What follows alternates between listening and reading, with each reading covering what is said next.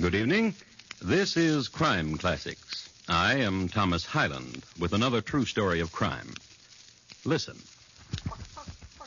That's a chicken. She's a fat one. She's doing practically all the things a chicken can do. And besides all this cleverness, she's about to perform her primary function. She's going to be a dinner. The lady who carries the bird in her left hand is named Abby Durfee Borden, stepmother to Emma and Lizzie Borden. Mrs. Borden weighs over 200 pounds. The curved-handled axe she holds in her right hand is her favorite when she goes out amongst the chickens.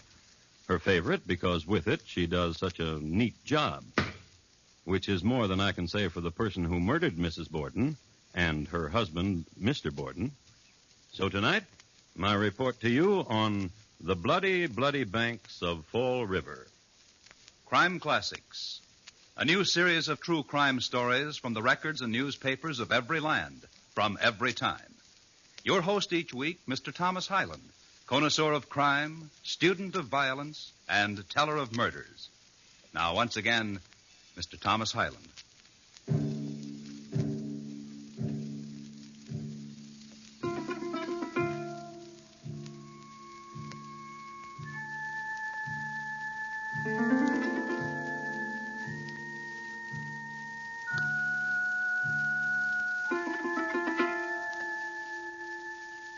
The place is Fall River, Massachusetts, at the start of a hot August in 1892. In that era, it was a town whose dominant color was brown, the color of sun-dried lawns, of rain-stippled brick and board, of ladies' dresses that reached from neck to pavement. Next in popularity, as far as color went, was black. It was a stern time and a stern place, and bleak, where certain types of smiles were suspect, and where women only dared to stretch in the privacy of kitchen or boudoir. It was a time, too, when 18 was the age of marriage, and a single woman of 32 had to find surcease in this way: breaking saloons' windows, knitting, secretly tearing from the newspaper the latest picture of John L. Sullivan, also Jim Corbett, who was rumored to be more of a gentleman, or this way.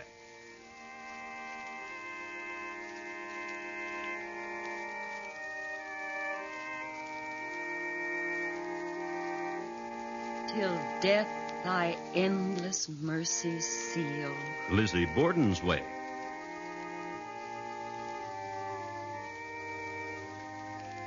And make the sacrifice complete.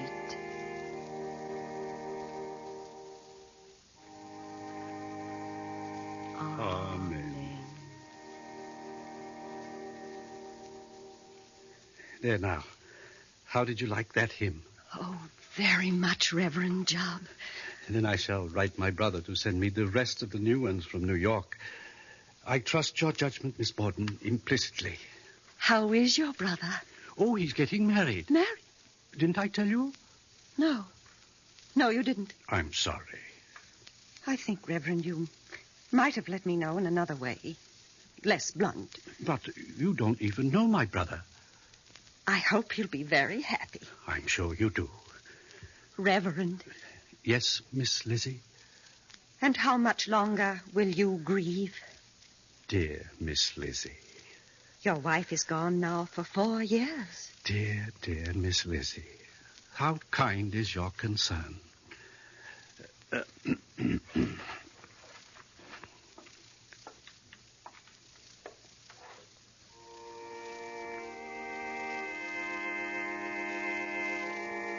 Still let me prove thy perfect will. My acts of faith and love repeat.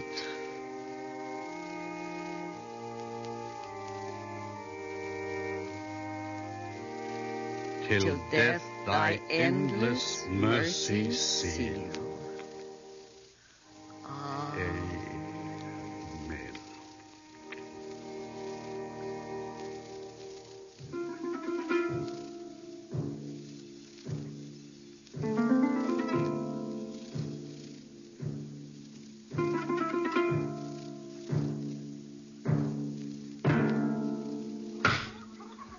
Yo, Your father likes chicken, Lizzie. Chicken he shall get. Glad you came out to the backyard. You can do something for me besides picking pears from the tree. You're just jealous because you can't eat pears, Mrs. Borden, because you break out. Where you been, Lizzie? With the Reverend Mr. Jubb. He got some new hymns from New York. Why are you laughing?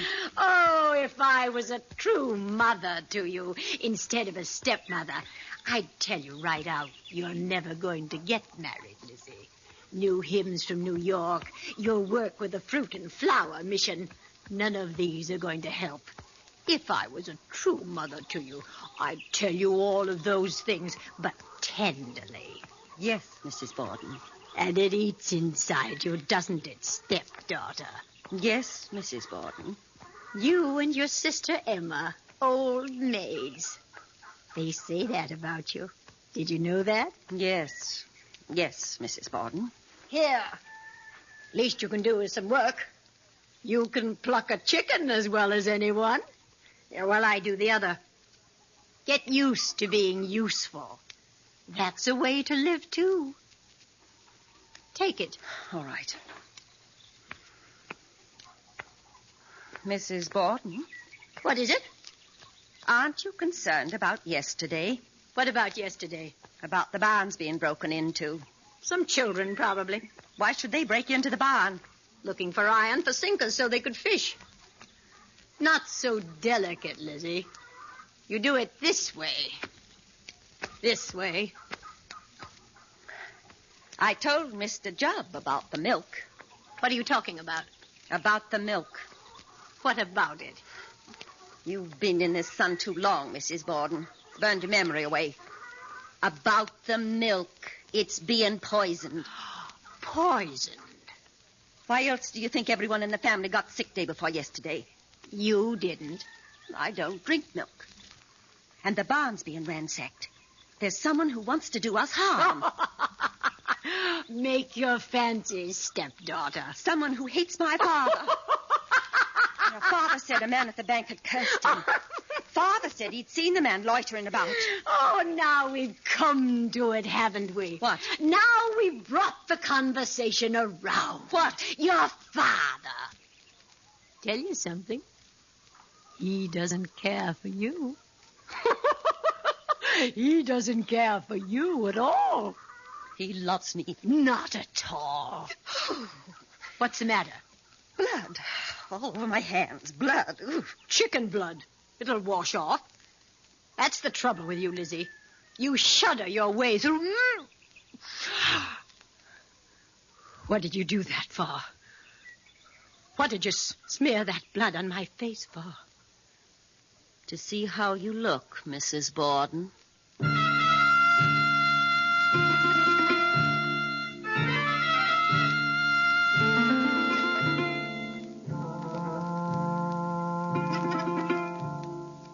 This is not exactly a healthy relationship between two grown people. But let's face it, the possibility of a lady's liking another lady in the Borden household was pretty remote. First of all, after the widowed Mr. Borden married Abby, he told his two daughters to do everything Abby told them. And often, Abby would order Lizzie to do things right in the middle of plucking a pear from the backyard tree. And Lizzie dearly loved the pears from the backyard tree. Also, it was a constant source of wild hilarity for Abby that neither of her stepdaughters had been taken as bride. She'd gotten married, but Lizzie never did, nor Lizzie's sister, Emma. And sometimes Lizzie would go to her father's room, and she'd ask him this. How can you stand her? She takes care of my needs. She cherishes me. She's a hulk. When seen through the eyes of affection... Oh, Father. It's much too late to ask you to love her, Lizzie. But I insist that this kind of conversation concerning my wife shall be the last. Whatever you say, Father. Now, it's very hot. I think I'll lie down. I'll take off your shoes. Never mind. I want to. Very well. Father. Yes? Tell me about my mother, my real mother. Oh, Lizzie, Please. it's been so long. Please. I've forgotten. You have not. Yes. Yes, I have. No. She was very lovely. She had brown hair. She had brown eyes, and she was slender. You used to tell me... Father, What? why did you let her die? She had a sickness for which... You let her die. You could have saved her and you let her die. Lizzie! And you married that hulk. I forbid you... Father, listen to me. I forbid you to speak of my wife in such a manner. Let's go away from here, Father. Away? Yes, you and I. Give that woman this house and we'll go away. Father. You'll go away, not me. What? You speak often of quitting this house, of going to live with a friend. Do it. You can't mean that. Do it. Good night.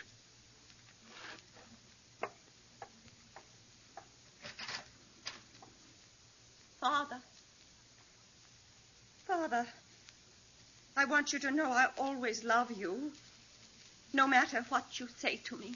I know, and I'm sorry for you. Good night, Lizzie.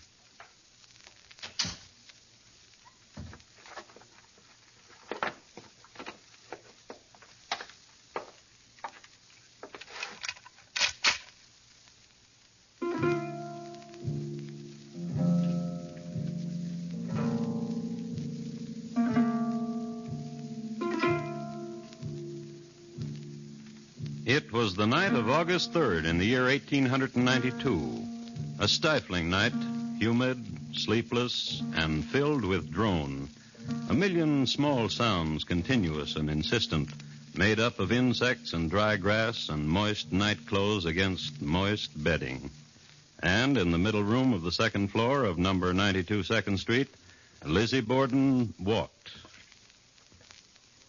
And walked. And grew warmer and walked.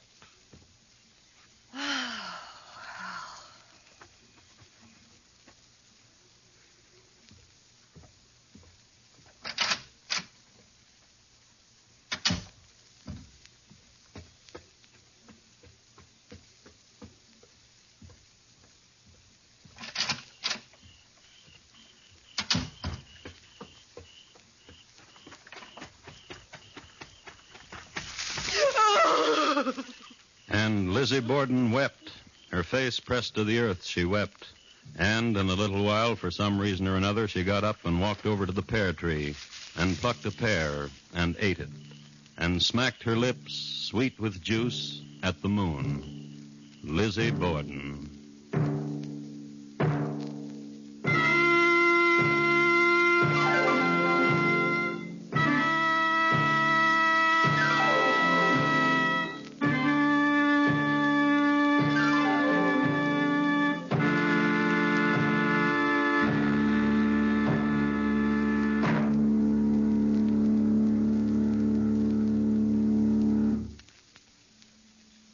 You are listening to Crime Classics and your host, Thomas Hyland. This Saturday night, CBS Radio's Gangbusters presents the story of the soda fountain pigeon. Also Saturday nights on most of these same stations, don't miss the exciting adventures of United States Marshal Matt Dillon on Gunsmoke. Gangbusters and Gunsmoke, Saturday nights at the Star's address. Hear both for twice the excitement. And now once again, Thomas Hyland in the second act of Crime Classics, and his report to you on the bloody, bloody banks of Fall River.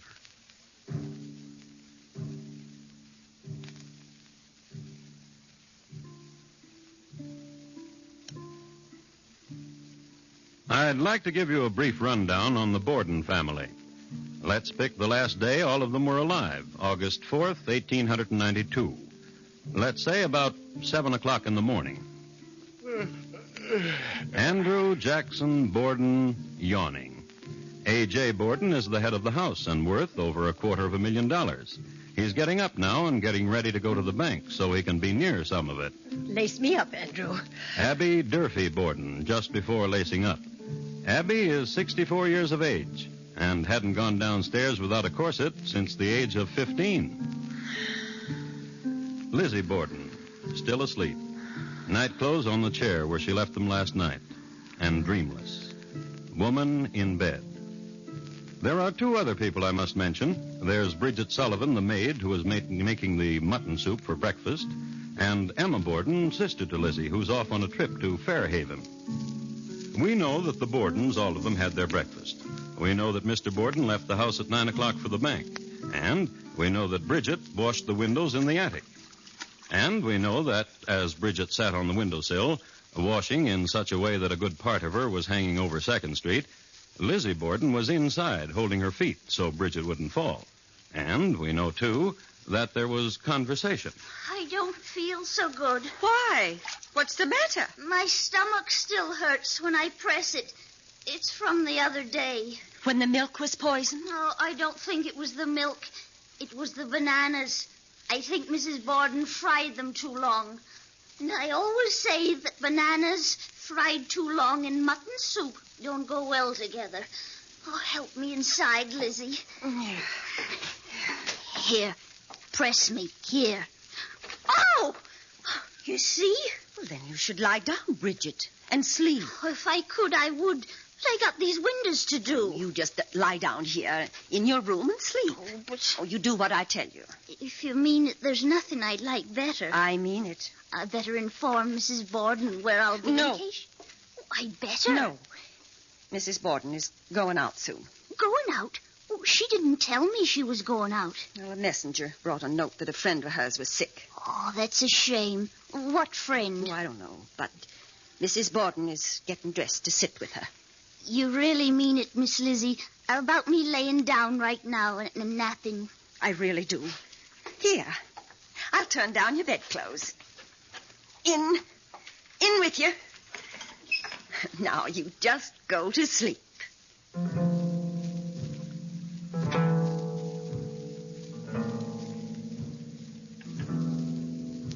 Saying that to Bridget.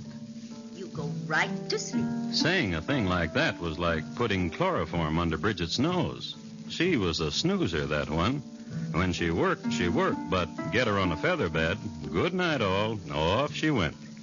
Lizzie tucked her in and watched over her for a few minutes, and then Lizzie went downstairs and into the guest room. Hello, Mrs. Borden. What do you want, Lizzie? I thought you'd gone out. What made you think that? I just thought so. And now what do you want? What are you doing in this room, Mrs. Borden? And why shouldn't I be here? Bridget could make up the guest room. You don't have You to... know very well Bridget is not allowed to clean any of the rooms on the 2nd floor. Oh, yes, But Father's coming home. That's strange. The side door's locked. He can't get in. It's never locked this time of day. Howdy. Just a minute. Haven't you got a key? Why is the side door locked? I don't know. Haven't you got a key? No. Come down and open the door. Try the front one. All right. Wait a minute.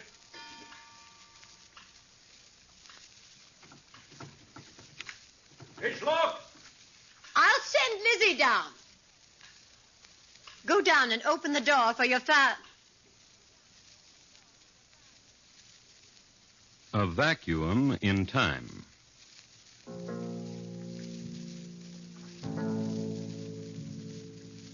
Here is where truth ends and knowledge.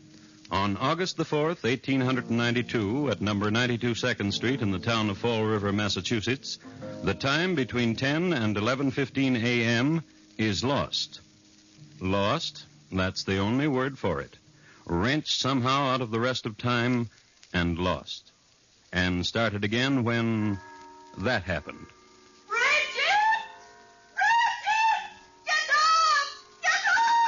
When that was spoken.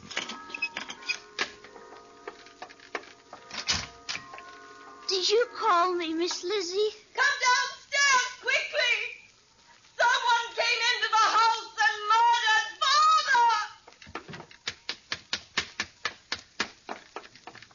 What? What did you say? Someone has murdered Father. Murdered him? With an axe. No, don't go in there. Go across the street and get Dr. Brown. Quickly.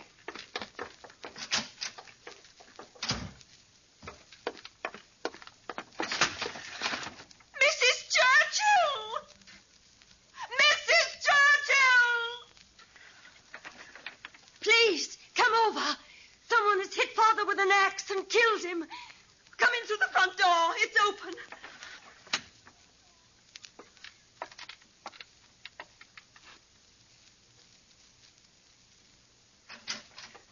Lizzie, where is your father? In sitting room on the sofa. Come. You see? Oh, you'd better call for Mr. Harrington of the police. Yes? Who's that? It's me. It's Bridget. Dr. Bowen will be over.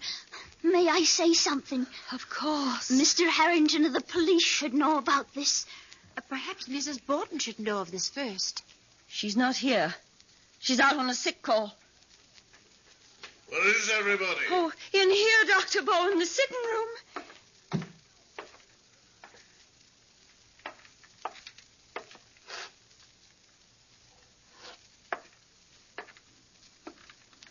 Your father is quite dead, my dear. Yes. I suggest you so inform the police. Inform Mr. Harrington.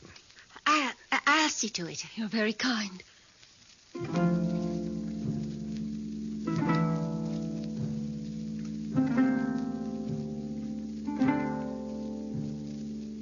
This next will be pretty hard to take, but you just have to believe it. I've got the records right here to prove it. Not only was Mr. Harrington not to be found, but there was hardly any cop at all in Fall River. At this very moment, most of them were taking part in the annual excursion of the Fall River Police Association at a shore resort at Rocky Point, which is near Providence, Rhode Island. So, even as Mrs. Churchill was yelling her lungs out for a policeman, they were running sack races, splitting up into quartets for singing purposes, and the more athletic were getting their mustaches wet in the Atlantic Ocean. However, a Marshal Hilliard, who had gotten up too late to meet the trolley which met the excursion train, was sulking around town, and he's the one Mrs. Churchill spotted. She brought him back to number 92 2nd Street. Here, the marshal viewed the body, gave condolences to Lizzie, and set about looking for clues. During his search, Mrs. Churchill made a remarkable discovery. Lizzie, Yes, Mrs. Churchill? I've just been up on the 2nd floor. Yes. Your mother's up there. She's not my mother. She's my stepmother. She's dead. She's my stepmother. It looks like somebody took an axe and, well, she's dead.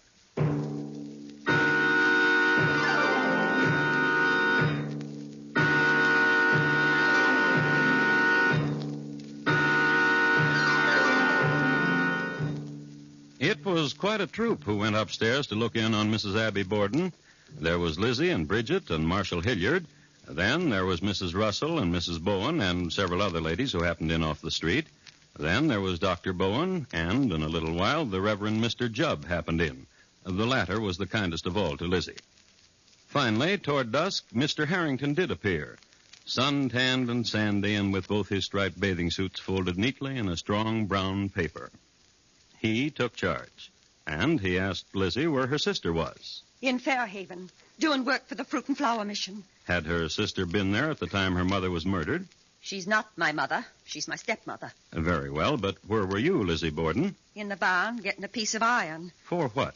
Sinkers for my fishing. The whole morning? And in the garden. How did you happen to find your father dead? I was bringing him a pear.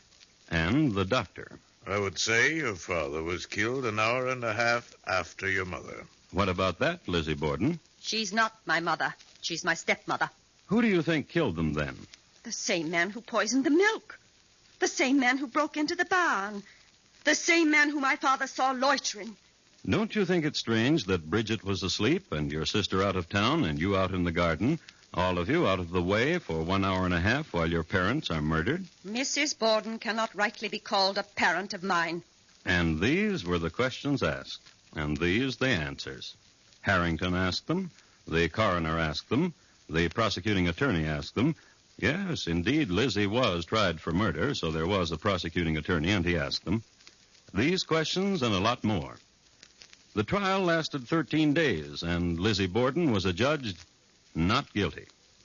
So, if Lizzie Borden was declared not guilty, we must assume this is the way our unknown murderer operated. Hot day on a busy street in Fall River. Murderer walking down it, carrying axe.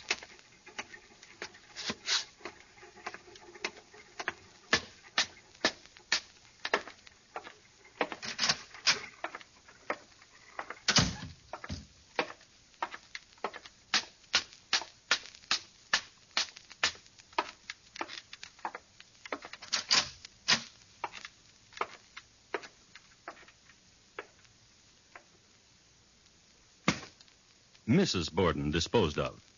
Wait 1 hour and a half. Then...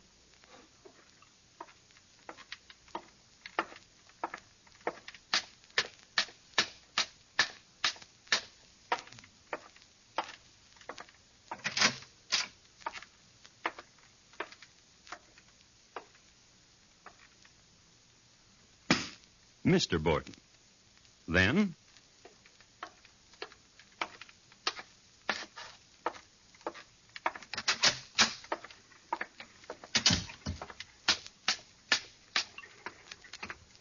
And there he goes. Murderer, covered with blood, carrying a bloody axe.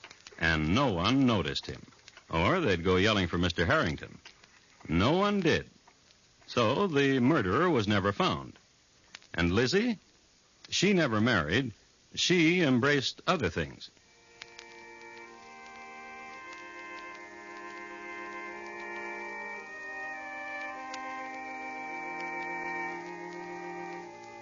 Till death thy endless mercies seal.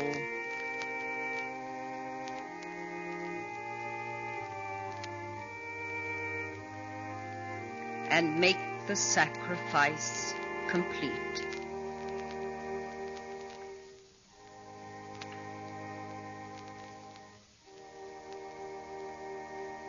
Amen.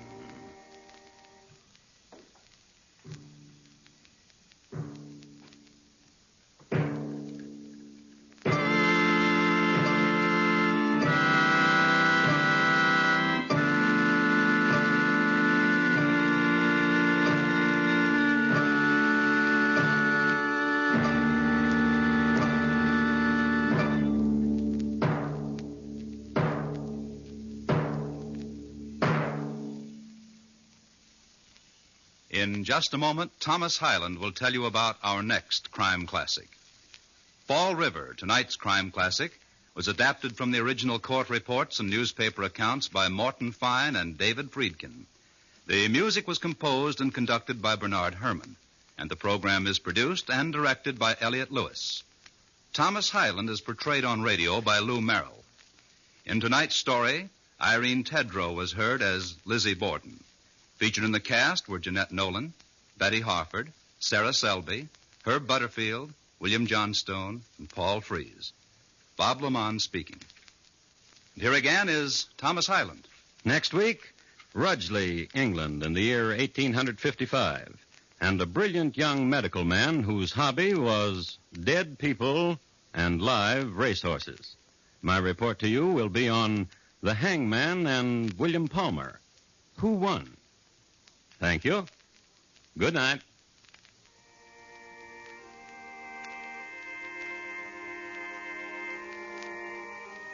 Tomorrow night, Van Johnson stars in the Thursday theater production of The Old Man's Bride. It's a modern John Alden romance with loads of surprises, as the man sent to fetch a bride for another learns plenty from a latter-day Priscilla with a strong mind of her own. It's the Thursday theater presented by CBS Radio tomorrow night on most of these same stations.